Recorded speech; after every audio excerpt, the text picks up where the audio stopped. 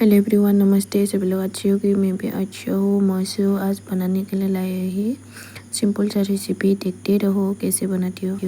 नमस्कार, आशा करो সকলে ভালে আছো, ময়ো ভালে আছো। আজি বনাব লৈছোঁ ফল আলু এনেকৈ ইয়াত ধুনীয়াকৈ ফলখিনি বাকলি গুচাই ল'লোঁ আৰু ইফালে আলুখিনি বাকলি গুচাই লৈছোঁ। ইফালে মটৰ এনেকৈ ভাজি বনাম।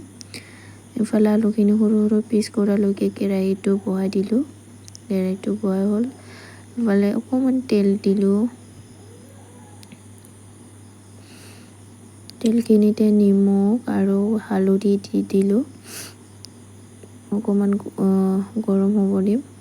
ইফালে লৰাই দিলোঁ। মটৰখিনি অকণমান ভাজি ল'ম। ইফালে মটৰখিনি ভাজিছোঁ, ভাজা হৈ গ'ল। মটৰ ভাজা তেলখিনিতে আকৌ আলু ভাজি লৈছোঁ। আলুখিনিকো ধুনীয়াকৈ ভাজি ল'ম। ফলখিনি আমাৰ ঘৰৰে হয়, আলুখিনি ভাজা হৈ গ'ল। ভাজি লোৱা হ'ল। ভাজি লোৱা তেলখিনিতে ধুনীয়াকৈ জিৰা কেইটামান দি দিছোঁ। জিৰা, ইয়াত পিঁয়াজ, নহৰু আৰু জলকীয়া দি দিম।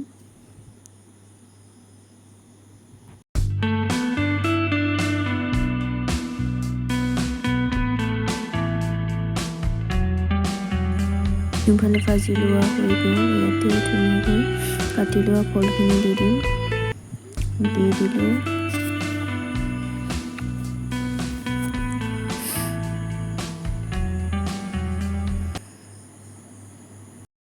ধুনীয়াকৈ লৰাই আছোঁ ইয়াত। আৰু 10 মিনিটমান ঢাকি থৈ দিম।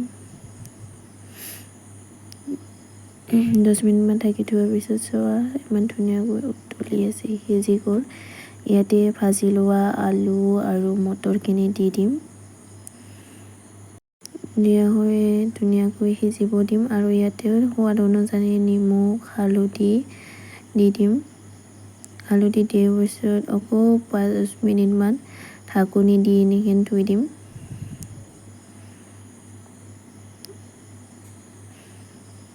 ধুনীয়াকৈ আৰু 5 মিনিটৰ পিছত সিজি গ'ল আৰু চব্জিখন হৈ যাব এতিয়া।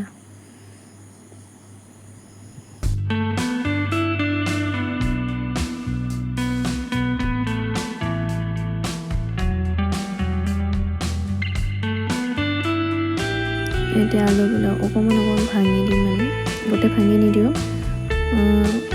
1 পিচ 2 পিচ এনেকৈ ভাঙি দিম।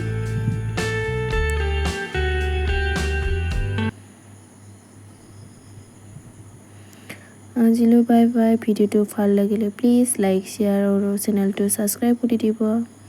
মোৰ চিম্পল ৰেচিপিখন হৈ গ'ল। এনেকৈ যদি নাই খোৱা তেতিয়াহ'লে বনাই খাই চাব, বহুত ভাল লাগে। Bye bye. Thank you for watching.